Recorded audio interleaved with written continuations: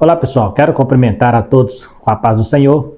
Estamos aqui mais uma vez para estarmos falando sobre um assunto muito importante, pertinente à nossa época, que é sobre o ministério pastoral.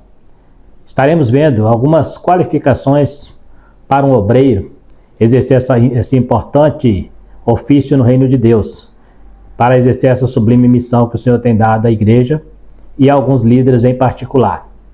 Você que está chegando agora, quero convidar a você a estar se inscrevendo neste canal, estar também compartilhando o vídeo se você gostar, dando seu like e também ativando o sininho para receber as notificações. E também, se tiver alguma dúvida, poderá estar perguntando nos comentários, que dentro da medida do possível estaremos respondendo as perguntas. Eu sou o presbítero Marcelo, eu congrego na Igreja Evangélica Assembleia de Deus e sou professor de escola dominical há muitos anos. E aqui temos comentado a lição de jovens, né, e também a lição de adulto. Quero convidar você que está assistindo essa aula também está dando uma olhada ali no assunto da lição de adultos, que também é um assunto bastante importante, onde estamos falando sobre o aborto dentro de uma ótica cristã. Nesta lição estaremos falando então como temos estudado a carta de Paulo a Timóteo e as orientações que ele dá a este jovem, né? Na lição número 5, 30 de julho de 2023, onde será ministrada essa lição. Texto principal: esta é uma palavra fiel. Se alguém deseja o episcopado, excelente obra deseja. Resumo da lição: pastores são líderes escolhidos por Deus para cuidarem do rebanho do Senhor. Então, é uma escolha de Deus, né? Não é escolha do homem, escolha de Deus. Deus é que escolhe os homens para cuidar do seu rebanho, né? A introdução. Como temos visto, a missão de Timóteo em Éfeso de defender a pureza do evangelho contra o ataque dos falsos mestres incluía necessariamente a transmissão de uma sólida doutrina para toda a igreja. Não era apenas refutar diretamente os que estavam ensinando falsas doutrinas, mas aparelhar a igreja como um ensino puro. Então ele tinha duas funções, já falamos isso em lições anteriores. Uma era refutar as doutrinas, né, e a outra era ensinar a igreja uma doutrina correta, né? Como diz, né, Calvino, né, ele num dos seus comentários ele fala que o pastor tem que ter duas vozes, uma para chamar o rebanho para perto de si e outra para espantar os lobos, né? Então essa é a função do pastor, não só combater as falsas heresias, né, as falsos ensinamentos que têm surgido na igreja. A base da Bíblia eu preciso entender para estar combatendo as heresias, e também aparelhar a igreja no ensino profundo e correto dentro das Sagradas Escrituras, principalmente em uma época em que tem surgido pastores com certas ideologias, né, e tentando refutar doutrinas fundamentais da Bíblia. Todo o corpo precisa estar bem ajustado para que crescesse de forma saudável, com todos os membros funcionando adequadamente. Um corpo sadio possui células de defesa que identificam e repelem os invasores, né? Nós temos no nosso corpo físico, temos a célula, né, que é aquela que nos dá imunidade em muitas coisas, ela defende o nosso organismo, né? O corpo de Cristo é a mesma coisa. Na igreja essa função é dada primordialmente aos pastores. Por isso precisamos de uma liderança forte, dotada das qualificações espirituais e morais exigidas pela palavra de Deus. Ouçamos o Espírito. Então presta atenção.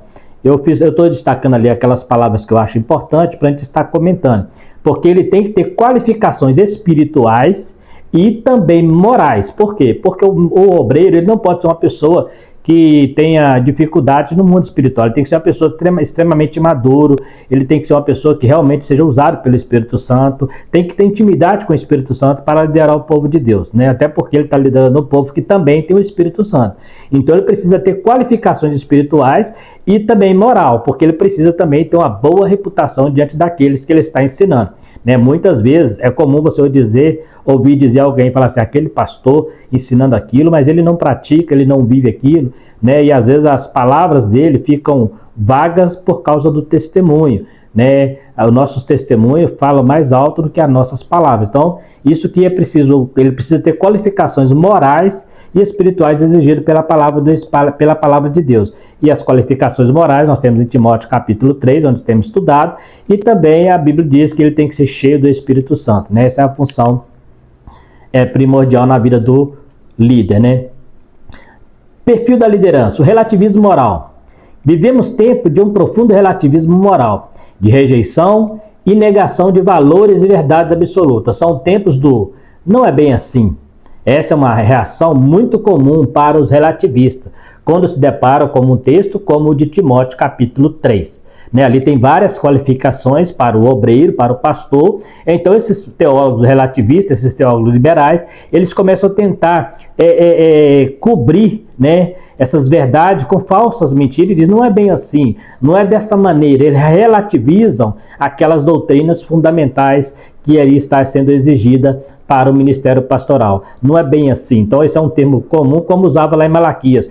Eles ofereciam sacrifícios com problema, com defeito, e falava que não faz mal. A mesma coisa, o relativismo que tem surgido, temos estudado aí sobre alguns, temos visto na mídia pastores que estão pregando, mas não pregam a palavra de Deus, se tornou mais palestrantes do que pregadores da palavra de Deus.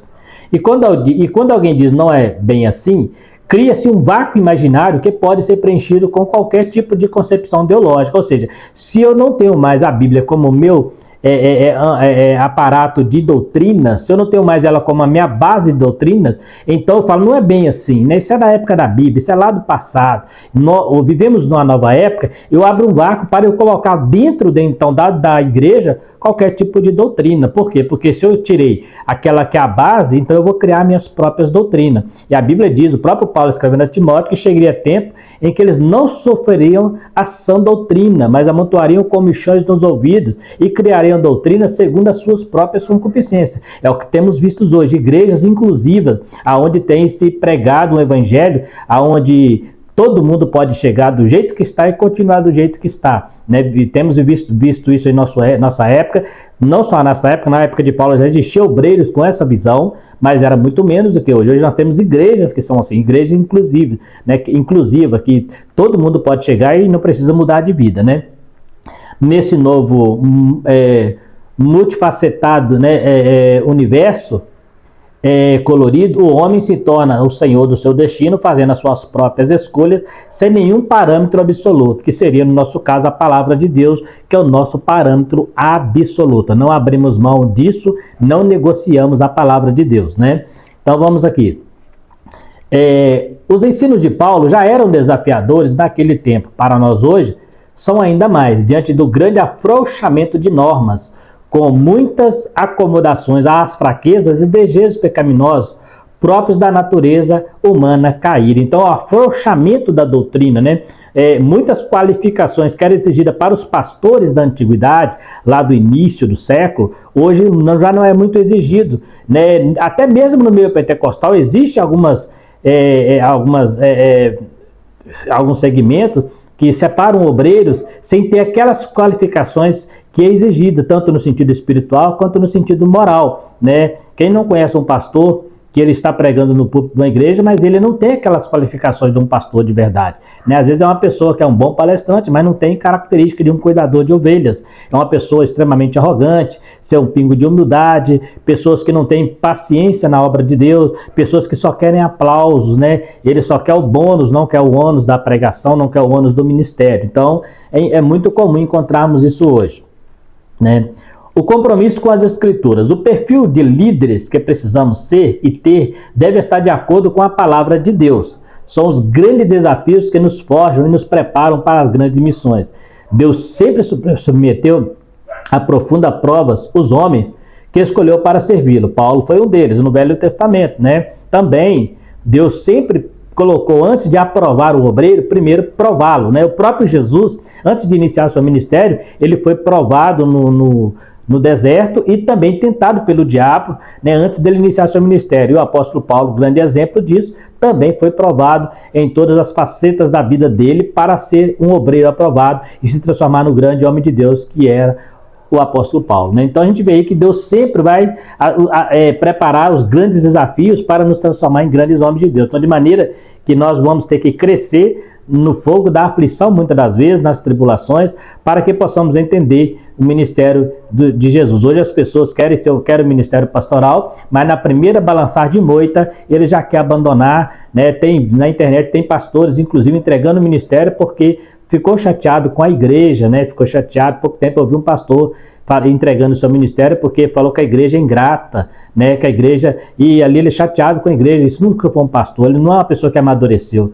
né? Porque se for esperar gratidão, o apóstolo Paulo teria desistido do seu ministério logo no início, porque ele escreve lá na carta a Timóteo, capítulo 4 de 2 Timóteo, que quando ele estava na luta lá, sendo julgado, ninguém estava com ele na primeira defesa dele, né? Então, quando ele estava preso, ele falou, só Lucas está comigo. Então, ele poderia dizer, eu preguei por tanta gente, agora estou aqui só eu e Lucas, né? Mas ele não, ele sabia do ministério que Deus colocou na mão dele, ele sabia dos frutos, ainda que aparentemente não aparecia ali, mas ele sabia que Deus tinha levantado um grande ministério através das mãos do apóstolo, né? Timóteo estava seguindo o mesmo caminho. Deus nos tem dado líderes valorosos, os quais devemos reconhecer e honrar, com respeito à gratidão, orando por eles e os ajudando em suas difíceis tarefas. Então aqui está um apelo, né, sobre os grandes líderes, os grandes pastores. Nós precisamos estar orando pelos nossos pastores, estar valorizando o ministério deles e entender, né, muitas vezes nós criticamos quando eles cometem algum erro, mas a gente não sabe o tanto que esses homens muitas vezes são fiéis e lutam para vencer, e quando eles cometem erro, naquele ponto é que as pessoas querem pegar, esquece de tudo que ele fez de bom, né? Mas pega exatamente naquele ponto fraco. Precisamos entender que por mais que o homem de Deus seja chamado para o reino, ele é um homem, ele é uma pessoa, ele é um ser humano sujeito às mesmas falhas. O próprio Tiago fala que Elias era sujeito às mesmas paixões, né? Então, Jesus fala também sobre a fraqueza do ministério, né?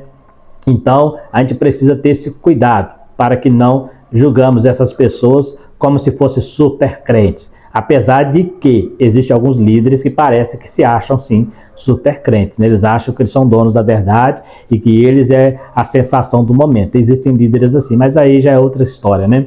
Aqui nós temos que orar pelos grandes homens de Deus que têm colocado a sua vida na obra, né? Tem colocado a sua vida diante do reino pelo amor à obra e pela igreja. Muitas vezes sem esperar nenhuma recompensa por isso, né? Mas a recompensa vem do alto. Desejo pelo episcopado. A expressão, se alguém deseja o episcopado, excelente obra deseja, não contém um juízo de valor sobre o desejo, porque fala assim, mas é duro o juízo para aquele que deseja, né? O adjetivo está na obra, chamada de excelente, mas não há censura para quem aspira a ser um obreiro, desde que a motivação seja pura e correta. Fiz questão de destacar. Por quê? Porque tem motivações erradas. Tem gente que entra para o ministério porque acha que é status, né? Igual na minha igreja, por exemplo, que a nossa igreja tem o hábito de colocar obreiros no altar, né? Tem igrejas que não, mas a nossa igreja tem esse costume.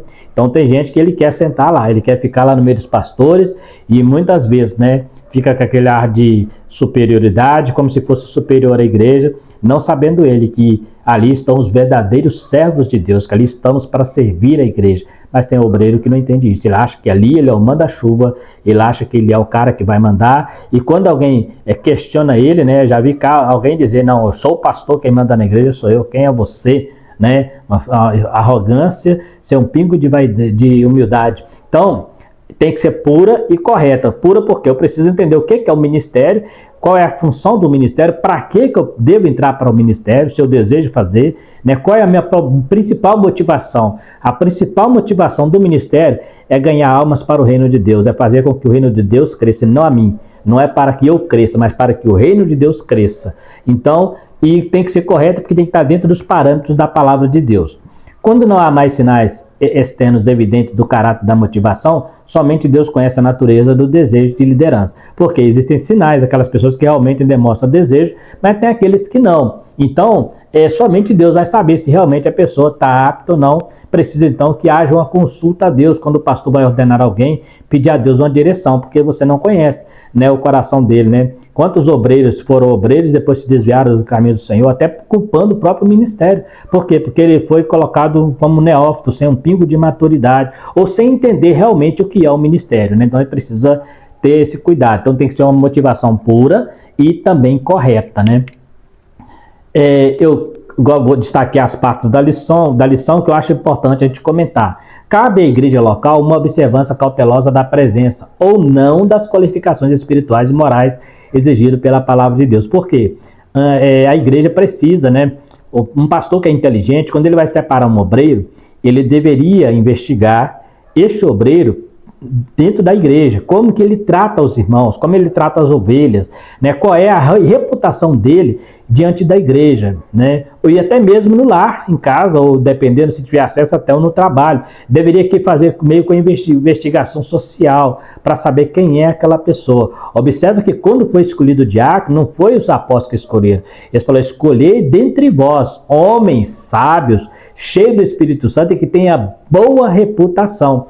Com os apóstolos, não, com a igreja, porque é com a igreja que eles iam lidar, é com a igreja que eles iam mexer. Então, muitas vezes, para eu ser chamado para um ministério, a igreja precisa ser a primeira a me aprovar. Não adianta o pastor achar que eu sou bom, achar que eu sou o cara, não adianta o pastor pensar isso se a igreja não pensa assim. A igreja tem que ser a primeira a aprovar o meu ministério. A partir dela, então, o pastor vai ter toda a liberdade de estar separando. Mas se a igreja reprova, o pastor tem que ficar atento. Se alguém chega e outras vezes a pessoa não concorda com aquela separação, mas ele não tem coragem de falar com o pastor. Por quê? Porque ele acha que o pastor vai achar que ele está perseguindo o irmão. Mas o correto seria falar: pastor, fica atento, esse irmão aí, né, ele está aí com essa cara aí, está pregando e tal, prega muito bem, está ensinando muito bem, mas não é isso tudo não, pastor. Dá uma investigada, dá uma olhada, né? Felizmente, mas quando a gente fala, se a gente fazer isso, a pessoa vai entender que você está fazendo fofoca, que está fazendo intriga, e na verdade não, tem que ter boa reputação diante da igreja. A igreja tem que ser a primeira qualificadora, a primeira que qualifica o obreiro. Se eu passei pela igreja, aí o pastor pode, com muita tranquilidade. Com ou sem desejo de ser presbítero, ninguém pode ser ascendido à função sem evidenciar os qualificativos prescritos nas Escrituras. Então, com desejo ou não, se eu quero ou não, eu preciso estar dentro das qualidades, né, que está lá em Timóteo, né? Ser boa reputação, ter não só com os de dentro, mas também os de fora, não ser dado a bebida alcoólica, lá fala, né? Não ser dado a embriaguez, ser marido de uma só mulher, num período em que a poligamia era muito comum, né? Uma pessoa de boa reputação, cheia do Espírito Santo, né? Que tivesse governo sobre a sua própria casa, porque quem não cuida bem da sua casa não vai cuidar da casa de Deus. E ali tem um monte de requisitos para o ministério, né? O afrouxamento das observâncias desses requisitos para a escolha de líder, sob o pensamento de estar beneficiando o candidato, esse aqui é problema, né? Quantas vezes eu olho para a pessoa e falo assim: esse camarada, eu vou pegar o exemplo da minha igreja, né? Vou consagrar essa pessoa ao ministério, ao diaconato ou ao presbitério, vou consagrar ele, porque eu acho que ele é bom, o pastor está achando, mas ele não está preocupado com a opinião da igreja, ele quer agradar aquela pessoa. Preste bem atenção, o ministério não é para me agradar, o ministério tem que agradar a igreja. Eu gosto de dizer que muitas vezes no passado, as pessoas que eram mais envolvidas no ministério, as que não queriam. Observa os profetas. Deus os chamava, eles falaram: não, Senhor, eu não tenho condição, Senhor, eu não quero, né? Eu não quero, passa para outro. Olha, Moisés, o Senhor, mandarão, né? Os grandes homens de Deus, eles não era que eles eram negativos, não era que eles tinham medo de não passar no crivo de Deus, eles tinham medo de não ser aquilo que Deus tinha esperança para não passar nas expectativas de Deus e decepcionar Deus diante do povo. Eles tinham tanto medo, e aí as pessoas: olha, o Gideão, ele falou: eu sou o menor da família, né? Mas vai nesta tua força. Então, eu não tenho que preocupar em agradar o candidato. Por quê? Pode impor graves prejuízos a ele e a todos os liderados. Eu coloco um camarada para dirigir uma igreja, que ele não tem nenhum requisito de liderança, ele não sabe como tratar as pessoas, é uma pessoa extremamente sem educação, arrogante, né, bipolar, tem muito pastor bipolar, né, que ele é muito bom, mas se você confrontar ele muda como de dar água para o vinho, né? Aí coloca ele diante de uma igreja, o que ele vai fazer? Ele vai matar essa igreja.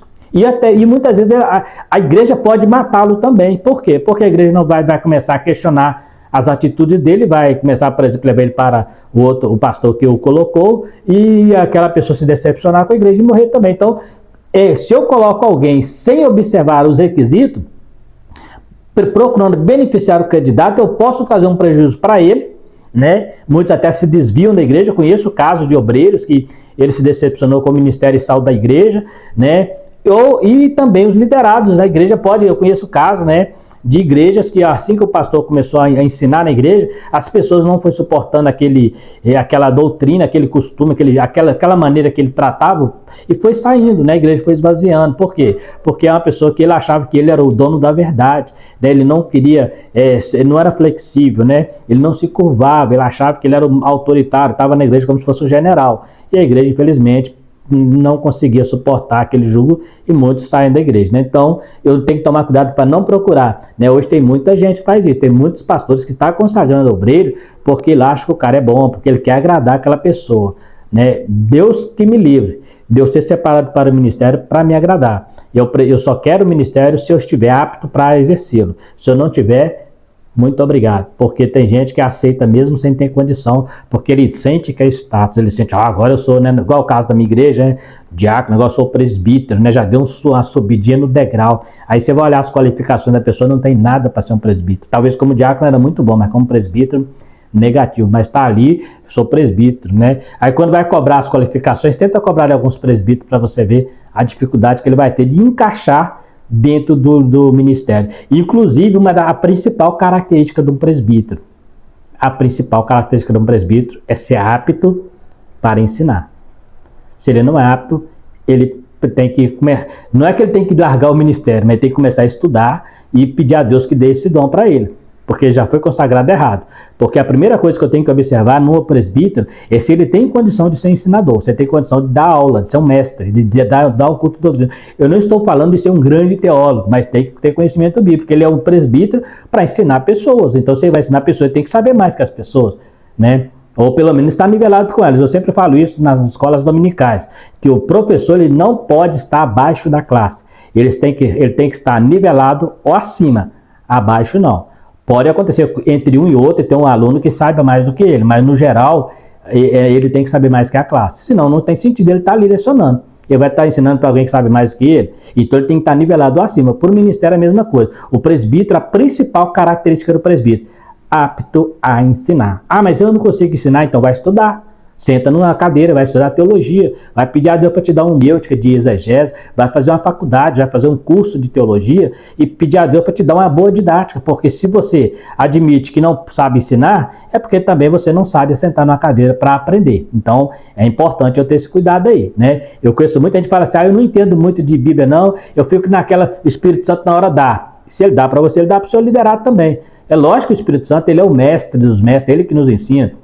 Mas para isso estão os mestres aqui. Estamos falando de presbíteros que foram separados para ensinar, né? E tem que conhecer as escrituras. Não adianta você querer e ficar enchendo linguiça no púlpito de igreja e falar que é presbítero, né? Igual tem pregador que vai pregar a palavra de Deus, lê um versículo e só de base e depois começa a falar um monte de coisa que não tem nada a ver com o versículo, ele não tem uma didática, né?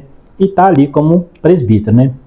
E outra coisa, não se mede ministério, presbítero, pastor, por dons espirituais. O cara pode ser um grande curador, pode orar por divinas revelações, mas muitas vezes ele pode ter todos esses dons e não ser o verdadeiro, e não ser do ministério, não ter característica para o ministério, né? Então, vamos aí, instituição do ministério, a estrutura. As cartas pastorais contribuem muito para que conheça o grau de organização ministerial que a igreja alcançou já no primeiro século, principalmente com o resultado do trabalho de Paulo ao longo de suas viagens missionárias. Então nós vemos aí que a estrutura, as cartas pastorais contribuem para um grau de organização. Então aí, assim, aonde Paulo passava, ele deixava alguém para cuidar, e mesmo fora, nós estamos estudando aqui, que mesmo ele fora, ele mandava as pessoas lá na congregação. Nós temos aqui um caso aqui de Timóteo que ele manda na igreja de Éfeso, né, para estar ensinando lá. Então, já existe uma organização. Enquanto ele estava para outro lado, ele precisava de alguém com ele. Alguém que o ajudasse, alguém que ele confiasse. Uma pessoa que tivesse aptidão para chegar lá e ensinar. Imagina, ele manda um presbítero lá que não sabe nem ler a Bíblia direito, não sabe nem conversar direito, para chegar lá e repreender um pastor, que talvez até um teólogo, repreender a igreja e mostrar para a igreja a verdadeira doutrina. Como ele vai ensinar algo que ele não sabe? Então, é a característica do presbítero, né? Vários textos de Atos indicam a organização de presbíteros nas igrejas. Nós temos os textos, depois você pode ler, em várias passagens do Novo Testamento, encontramos referência a diáconos, presbíteros, mestres, pastores, evangelistas, profetas e apóstolos. E temos lá Efésios, né, capítulo 4, versículo 11, né, que é onde fala dos ministérios também, né, dos dons ministeriais, que fala sobre essa organização dentro da igreja, para estruturar uma igreja com todos os requisitos. Ela tem mestre, tem profeta, tem pastores, doutores, evangelistas. É o corpo de ministério para dirigir uma igreja e essa igreja ser uma igreja madura, né? Então eu preciso estar inserido nesses quesitos para fazer parte desse ministério. No Novo Testamento não apresenta um rol rígido, taxativo ou exaustivo de funções ou serviços ministeriais, o que tem levado a interpretações distintas, com modelos variados de organização eclesiástica. No pentecostalismo clássico, o corpo de obreiro é constituído de diáconos, presbíteros, evangelistas e pastores. Isso aqui, principalmente na minha igreja, na Igreja Assembleia de Deus, hoje nós temos isso aqui como se fosse uma hierarquia, né? Você vai ao diaconato, depois ao presbitério, depois ao evangelista, depois a pastor. Parece que existe uma hierarquia aqui, né? Que o presbítero, que o pastor manda no evangelista, o evangelista manda no presbítero, o presbítero no diácono. Mas na verdade, isso aqui já chama de sistema episcopal. O que é sistema episcopal? Cada igreja, ela usa um sistema de ministério. Por exemplo, as igrejas presbiterianas, reverendos e pastores, né? E presbíteros. Reverendos e presbíteros. As igrejas batistas pastores e diáconos, não tem presbítero e nem evangelista, né? O pentecostal, há muitos anos atrás, a nossa igreja tinha diáconos e presbíteros e pastores. Depois entrou o ministério evangelista, né? Mas bem lá no início, quem pega a Igreja Assembleia de Deus lá bem no início, ela não tinha o cargo de evangelista, né? O evangelista seria diácono, presbítero e pastor. Alguém pergunta assim, Marcelo, mas a pessoa, ele pode pular do diaconato para o pastorado? Depende, né? Depende. No estatuto, na forma episcopal que a igreja adotou, não. Mas eu conheço o caso de presbíteros, né, que não foram diáconos, foram direto. Eu conheço na Assembleia de Deus presbíteros que não trabalharam como diácono, foi direto ao presbitério, né? O pastor fez isso. É lógico que ele não era diácono reconhecido, mas ele fazia um bom trabalho de diácono. Só que em vez dele ser separado para o diaconato, ele foi direto para o presbitério, né? Há casos também de diáconos que foi direto para o pastorado, né? A igreja hoje ela tem esse cuidado de seguir essa sequência, não é uma hierarquia, mas é um treinamento, né? Todo pastor ele tem que ser um diácono, porque o diácono é o primeiro passo para um verdadeiro servo. A partir dele, ele começa a ser um diácono que tem a sabedoria para ensinar e depois um diácono que tem sabedoria para pastorear. Então seria isso aí. Ó, você vê, o pastor, ele nunca vai deixar de ser diácono. O diácono, quando ele vira presbítero, ele se torna um diácono que tem a sabedoria para ensinar. Quando ele vira evangelista, ele se torna um diácono que tem poder para evangelizar. E quando ele vira um pastor, ele continua sendo um diácono que tem poder para pastorear. Ou seja, moral da história, em qualquer dos cargos, ele sempre será diácono, porque a palavra diácono vem do grego diaconia, que significa serviço, servir, né? Então ele vai servir como ensinador, como evangelizador e como um cuidador, mas ele sempre será um diácono. Então, quem nunca serviu para ser diácono, nunca servirá para ser pastor, né? Episcopado, bispo, ancião ou presbítero, do grego episkopos, significa supervisor, literalmente, inspetor, formado de epi, por cima de, e escopeu, né, que olhar ou vigiar, olhar por cima. É a figura do pastor da igreja local, alguém que tenha maturidade e discernimento espiritual necessário para cuidar do rebanho e apacentar as ovelhas. Essa palavra é muito importante no ministério, ser maduro e discernir. Eu tenho que ter discernimento. O que é maturidade? Conheço obreiros que ele não tem um pingo de maturidade, né? Ele não sabe nem interpretar quando ele é repreendido, quando alguém o exorta, né? Ele faz mimimi, cheio de coisinha, né? Não me toque, não tem discernimento das coisas, ele não tem visão, né, das coisas, deixa as coisas acontecer sem visão, dá ouvido a fofocas, né?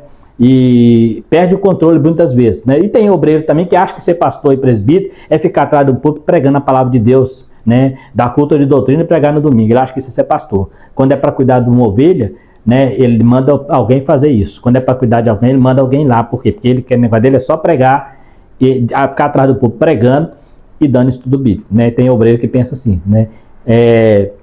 Isso faz parte, mas não é a essência do ministério. Vamos lá um pouquinho aqui. Eu coloquei aqui, porque essa parte aqui é uma crença meu, né? Então eu coloquei para destacar. Bispo é aplicada primeiramente a Cristo, em 1 Pedro 2,25, fala que ele é o bispo de nossas almas. Em seguida, ao ofício de apóstolo, né, fala lá também em Atos capítulo 1 e 20, e finalmente aos líderes da congregação, né? Bispo deriva do latim biskopos, ou bispo, anciões e pastor, e são sinônimos, indicando um dos 4 ministérios de Efésios 4:11. Irineu, pai da igreja lá do primeiro século, do segundo século, entendia que era um sucessor dos apóstolos, Já Hipólito, também no segundo século, assevera que somente os bispos tinham poder de ordenar. Então, aqui nesse caso aqui desses dois anos, voltando um pouquinho aqui primeiro, é importante lembrar que na Bíblia não tem aquela classificação: diácono, presbíteros, evangelistas e pastores. Na Bíblia não tem. Na Bíblia só aparecem dois cargos: diáconos e bispos, né? Ah, Marcelo, mas e os evangelistas e o profeta? São dons ministeriais, mas como cuidador de igreja, porque o que aparece mesmo é bispos. Quando Paulo fala, ele fala sobre diáconos. Observe que Paulo cita duas listas, né? Elas encaixam no diaconato e no presbitério. O presbítero no Novo Testamento, é bom lembrar isso, que é a mesma palavra bispo e pastor, né? Então são sinônimos. Não é que presbítero é uma coisa, bispo é outra e pastor é outra. Eu posso fazer um sistema episcopal, como eu falei agora há pouco da nossa igreja, né? Tem lá o diácono é uma coisa, o evangelista é outra coisa, o presbítero é outra coisa, o pastor é outra coisa. Mas no caso do original da palavra, quando você pega lá a palavra bispo, ela está se referindo ao ancião, em alguma situação, outra hora está se referindo ao pastor ou ao presbítero, né? Por exemplo, o apóstolo Pedro, ele é apóstolo, mas ele se fala assim: do qual eu também sou presbítero. Ele também se chama presbítero porque a palavra significa ancião. Então, o bispo ele pode ser ancião, presbítero e também pastor. Então, são sinônimos, né? E faz parte de um dos 4 ministérios da igreja lá, que é aquela do pastor. O Irineu entendia que era um sucessor do apóstolo, Irineu já separa. Ele fala que o bispo é aquele que sucediu o apóstolo, né?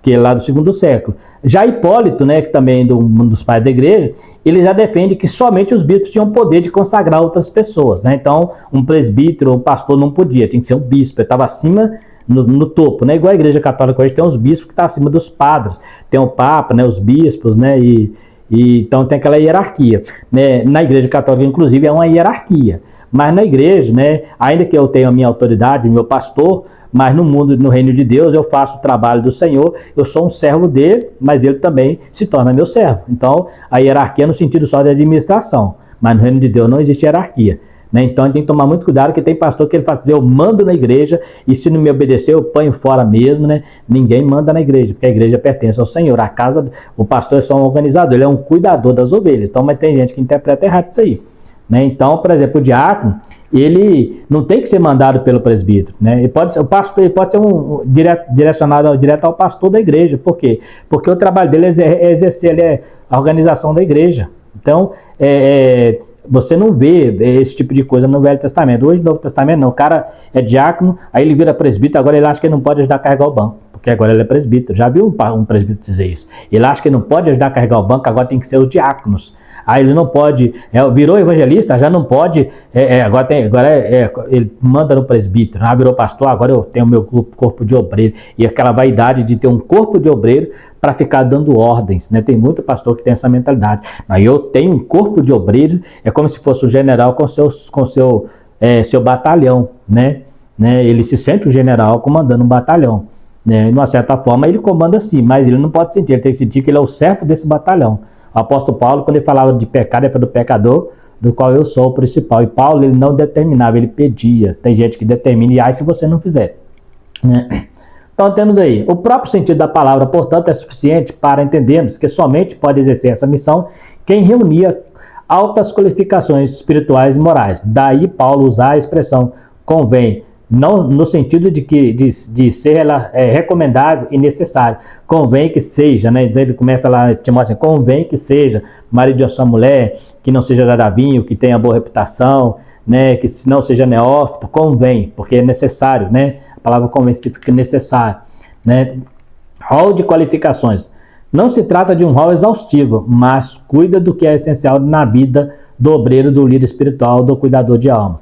De imediato é possível observar que a prioridade, eu gostei disso aqui, não está ligada à popularidade ou carisma. O cara chegou na igreja, pregou e fez aquele reteté, não, o cara já pode ser pastor, né? Às vezes o cara só sabe pregar, mas não sabe cuidar de pessoas. Conheço pessoas assim, que é muito bom para pregar, mas não sabe cuidar de pessoas.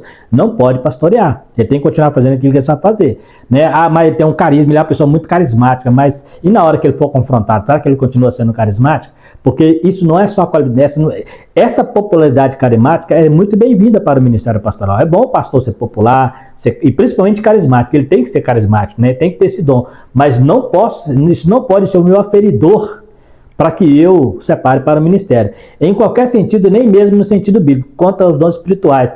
Outra coisa, o cara chegou na igreja, ele tem um dom da profecia, ele profetiza, revela para lá e para cá, já pode ser pastor. Né? O que ele vai fazer? Toda vez que ele for pregar, ele vai profetizar, ele vai fazer reteté, ele não vai pregar a palavra de Deus. Por quê? Porque ele acostumou a fazer aquilo ali. Né? Aqueles pastores que expulsam demônio, por exemplo.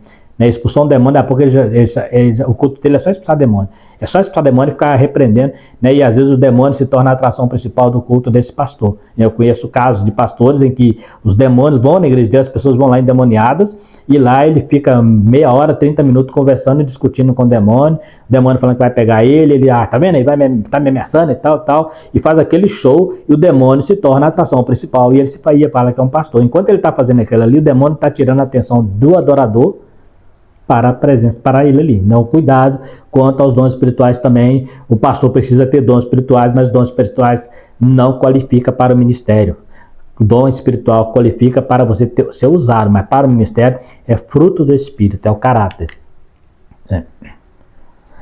Então nós temos aqui, servir a obra de Deus e esquecer do Deus da obra. Tem muita gente que faz isso. Alguns líderes se envolvem com tantas coisas que não tem nada a ver com a obra de Deus, que não tem tempo nem para seus liderados.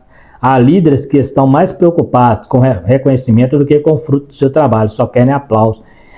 Uma coisa que a gente vê muito hoje, né, pastores que são pastores de igreja, né, e quando vai construir o templo, por exemplo, ele põe ali um chapelão, uma bota, entra no meio do concreto e fica ali, né, fazendo concreto, né, tijolo, né, e aí as pessoas, não, esse pastor tem a mão na obra mesmo.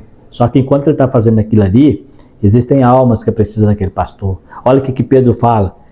Vocês acham que eu vou largar de servir, de fazer o meu trabalho para vos servir à mesa? Ficar fazendo coisas material? Separa os diáconos para isso. Eu vou continuar no jejum e na oração e na pregação da palavra. Mas eles não, eles preferem ficar, né? Quando vai se construir igreja, né? Eu vi casos de pastor que entra no meio do concreto com os irmãos e aquilo ali os irmãos acham o máximo. Mas aquilo não é papel do pastor. Se ele tem tempo para mexer com o concreto, ele já largou o trabalho material para cuidar de vidas. Mas eu estou fazendo a casa do Senhor. Casa do Senhor não é parede, não é tijolo, não é concreto. Casa do Senhor são pessoas. Então ele tem que trabalhar com pessoas. Esse é o material, a matéria-prima do pastor, são vidas. Então, tem que fazer um tempo, ele pode separar os obreiros, os diáconos, para fazer aquele trabalho, para fazer a parte física, a parte estrutural, mas a parte espiritual é responsabilidade do pastor. E quando ele passa a fazer isso, ele deixa de exercer a sua função. E eu conheço casos de pastores que fazem isso. Então, se você foi chamado para o ministério pastoral, sua prioridade são as pessoas. Não é ficar construindo casa, fazendo aquilo. Se você tiver a oportunidade de fazer, tiver tempo, até que pode, mas dificilmente vai ter quando se tem vidas para cuidar, porque vida dá trabalho, né? Então há líderes que estão mais preocupados com o reconhecimento do que com o fruto do seu trabalho. Só querem aplauso. Ó, tá vendo? Ó, o pastor é bom, tá vendo? Ele não manda nele, pega junto, ele, né, tá ali com a gente. Mas a pessoa que entende as coisas de Deus, ele não acha legal o seu pastor estar ali na igreja carregando um banco, né, fazendo um monte de coisa, enquanto pessoas estão lá precisando da oração e do jejum, que ele deveria estar consagrando. Mas ele não pode fazer? Para isso ele foi chamado para liderar uma igreja. Acabei de falar aqui, para que existe diácono na igreja? Para que os apóstolos não parassem de pregar a palavra. Foi para isso que surgiu o diácono. Os diáconos só surgem na igreja quando a igreja passa a precisar deles. Entendeu? Não é para encher o corpo de obreiro, não é para quando a igreja precisa. Então, se surgiu uma necessidade, o diácono vai lá. Né? Esse é o papel do diácono. Entendeu? Então tem que tomar muito cuidado para não misturar papéis aí. Não se trata jamais de desprezar a exigência de que o pastor seja dotado de dons espirituais. É lógico, né? Ele precisa do dom espiritual. O batismo no Espírito Santo, como sabemos, é a experiência inicial no glorioso caminho dos dons. Então aqui, ó, né? Aprofunde o seu relacionamento com Deus. Você tem que ter raízes. Para que você produza fruto, você precisa ter raiz, de onde você vai pegar toda a proteína da terra que vai lançar para os frutos e vai dar frutos bons. Então precisa sim ter raiz, e você tem que estar rezado nos dons espirituais, no fruto do Espírito, ser batizado com o Espírito Santo, para que você tenha resistência para aguentar o vendaval que vai vir sobre o ministério, porque vai vir. Quando se faz o ministério de verdade, o vendaval vai vir, né? Mas o candidato ao presbiterato precisa ter percorrido esse caminho e ingressado em outro mais excelente. Qual é o caminho? O caminho dos dons espirituais, e eu vos mostrarei outro mais excelente. É o que Paulo diz lá em 1 Coríntios. no qual é imprescindível que seja evidenciado em sua vida o fruto do Espírito. Eu gosto disso. Porque mesmo que eu tenha os dons espirituais, eu preciso ter fruto do Espírito. Sem essas virtudes, ninguém consegue alcançar as qualificações exigidas em 1 Timóteo capítulo 3, versículo 2 a 7. Sem as virtudes do fruto do Espírito. Eu posso até ter dons espirituais, mas se eu não tiver fruto do Espírito, eu não vou conseguir alcançar as qualificações. O que é fruto do Espírito? Ser manso, ter temperança, ter equilíbrio, domínio próprio, né, amável, benigno, bondoso, aquela pessoa, né, que alguém, igual Daniel, tentamos achar algo na lei dos homens, na lei de Deus contra este homem, nada achamos. De tão vigilante, de tão, né, atento à sua vida, eles não acharam nada em Daniel. O obreiro tem que ser dessa maneira. Quando alguém falar mal do obreiro, senão você deve estar falando mal de outra pessoa, que aquele lá eu conheço. Aquele é homem de verdade, que ele tem caráter, tem fruto. Sem essas virtudes, você não vai conseguir alcançar as qualificações. E, infelizmente, tem muita gente no meio pentecostal que tem muitos dons espirituais, mas tem faltado o fruto do Espírito. Tem muita gente. Conheço obreiros que profetizam, que fazem um monte de coisa, mas na hora que toma uma fechada no trânsito, ele esquece que ele é crente. Na hora que toma uma fechada no trânsito, bobear, xinga até palavrão, né? E quando o irmão confronta ele, parte para soltar farpas mesmo, né? Não tem um pingo de humildade, não sabe calar na hora que é necessário, né? Quer sempre ter razão. Então precisamos do fruto do Espírito para quando for confrontado, fazer igual a Jesus, não abrir a boca, né? Deixar que Deus trabalhe. As qualificações e seus aspectos. Irrepreensível do grego é anepilemptos. O termo significa literalmente que não se pode atingi-lo, ou seja, algo que você não, irrepreensível é algo que não se pode atingir. Veja que não se trata de uma exigência superficial, mas absolutamente profunda, que nos leva a refletir sobre o devido cuidado que é preciso ter no exame preliminar do aspirante ao episcopado. O bispo precisa ser uma pessoa com uma vida resolvida, como poderíamos dizer, né? Vou continuar. Ele tem que ter uma vida resolvida, né? Você pega uma pessoa com a vida toda embolada, toda enrolada, cheia de problemas, né? Problema no emprego, problema na família, problema na vizinhança, né? A pessoa que tem uma vida mal resolvida e coloca ele para dirigir uma igreja, o que ele vai fazer? Ele vai matar essa igreja. Essa igreja vai virar uma bagunça. Por quê? Porque ele tem a vida mal resolvida, né? Hoje nós vemos pessoas que entram para o ministério porque não deu certo na vida lá fora, ele não deu certo na vida profissional, aí ele entra para o ministério como se fosse só a segunda opção, ou talvez a última opção. Já que eu não dei certo na vida profissional, vou procurar ser um pastor, vou unir o útil ao agradável. O que é útil e o que é agradável? Às vezes para ele o que é agradável é o salário, né? E o útil é pregar, né? Então, deveria ser o contrário. O agradável seria pastorear, o útil é o salário. Mas muita gente entra para o ministério pastoral, e principalmente aí fora, aí, pastores que estão ficando riquíssimos, né, através do ministério pastoral. Então, qual era a motivação? Nós falamos lá atrás, a motivação dele não é correta. Não é correta, porque ele está procurando uma coisa errada. Sempre que Deus chamou alguém para o ministério, ele estava fazendo alguma coisa. Deus nunca chamou ninguém parado, preguiçoso, sentado à beira do caminho, na ociosidade. Sempre que Deus chamou, olha como Deus chama Eliseu, ele estava com a junta de boi. Quando ele chama Oséias, ele era cultivador de sicômoros, né? Paulo era fabricador de tendas. Então presta atenção, Deus sempre vai chamar alguém que está trabalhando. E Deus não chama preguiçoso para a sua obra. Deus não chama alguém que não quer trabalhar braçalmente, né? Você quer trabalhar na obra do Senhor, primeiro faça o seu bom trabalho lá fora. E quando Deus achar que é necessário, te tira de lá e te põe no trabalho dele. Mas Deus nunca chamou, olha, os discípulos foram chamados, estavam pescando, não estavam dormindo, né, vendo televisão, não estavam na ociosidade, desempregado porque não parava emprego nenhum. Porque tem gente que não para emprego, não é vira pastor.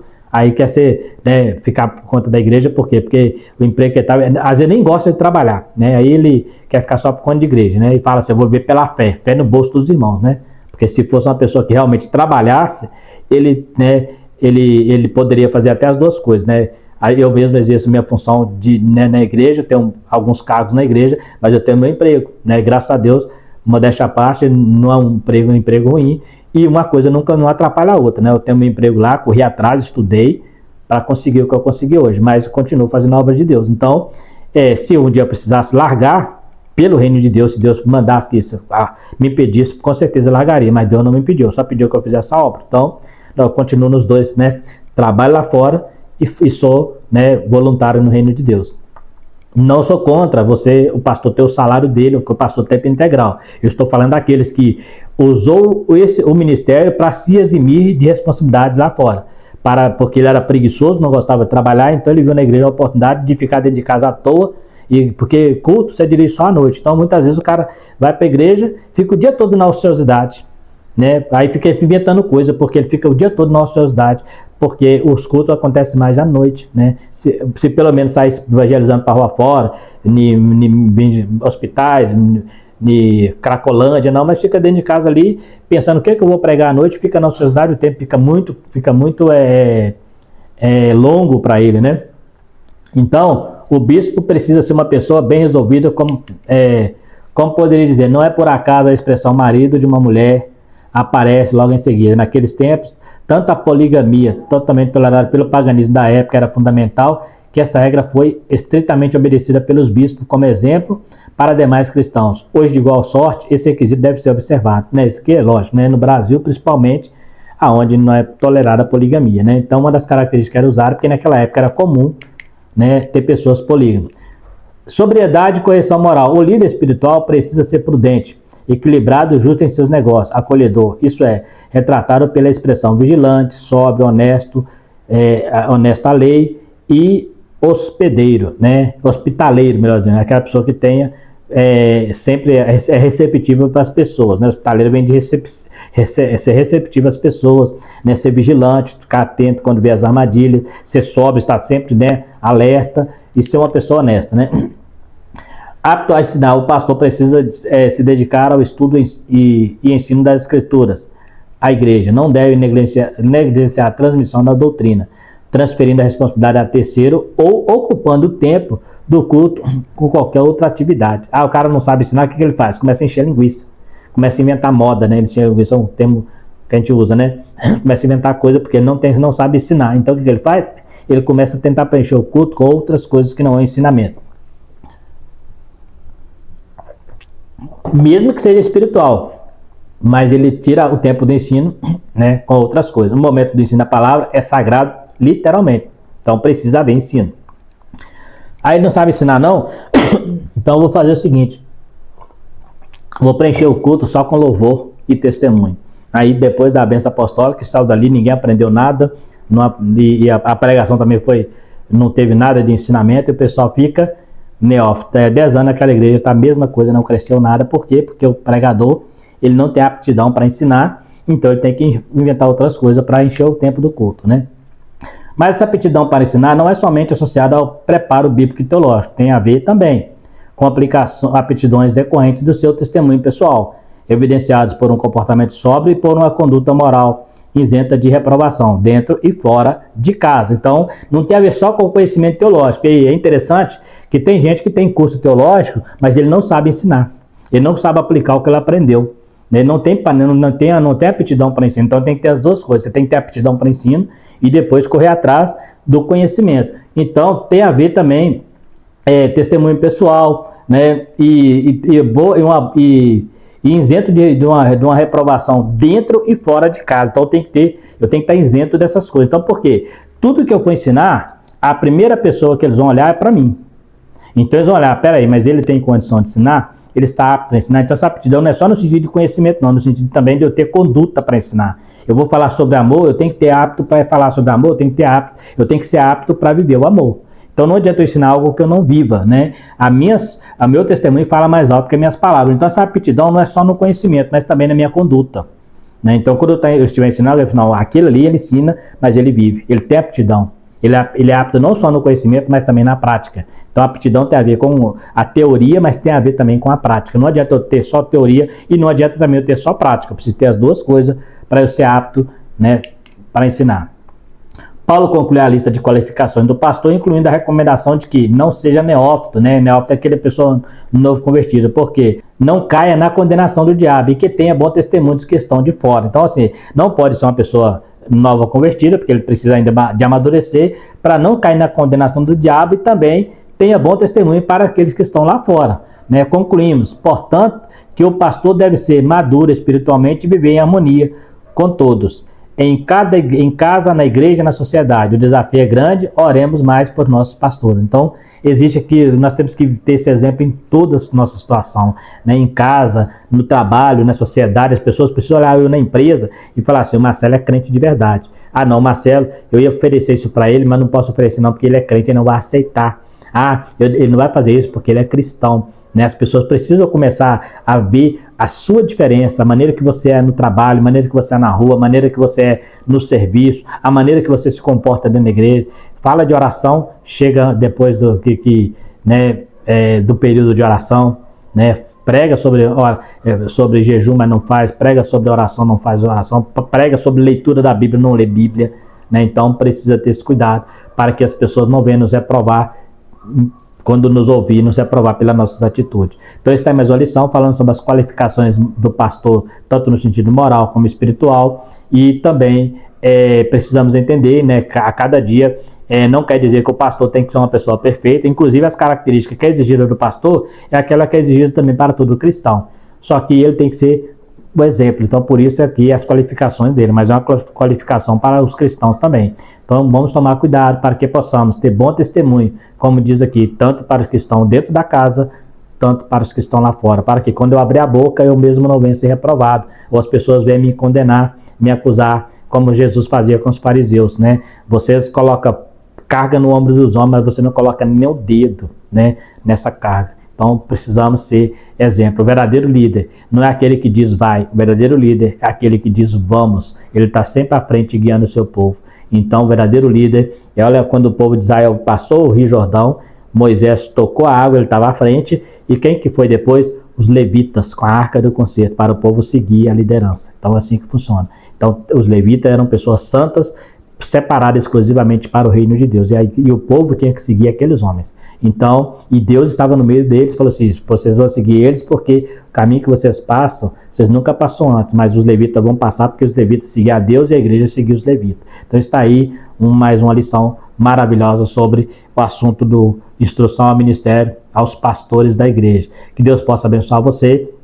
Quero agradecer você que ficou até o final do vídeo, pedindo a você que se inscreva no canal, dê o seu like para estar nos ajudando. Se você gostou também compartilhe, né? Ative o sininho para receber as notificações, e se tiver alguma dúvida também pode estar falando nos comentários, ou discordar de alguma coisa que nós ensinamos aqui, tenha toda a liberdade para estar também falando nos comentários. Inclusive peço a você, comente, né, o que você achou, o que você tem achado da lição, né? Dá lá a sua opinião, o que a gente precisa melhorar também. Sua opinião é importante para nós. No mais, fiquem todos com Deus e até a próxima lição, se Deus quiser.